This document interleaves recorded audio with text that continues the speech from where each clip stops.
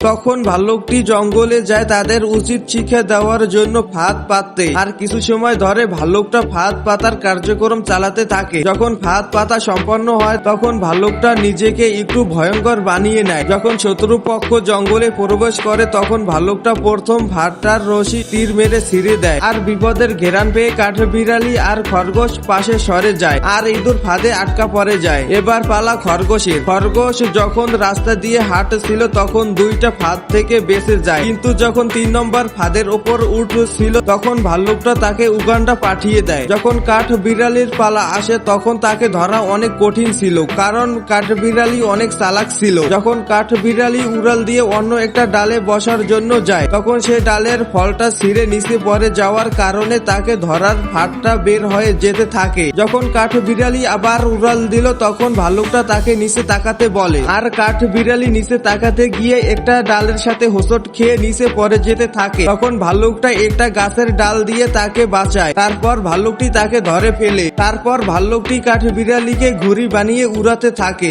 আপনার বয়স কত তা কমেন্টে লিখে যাবেন।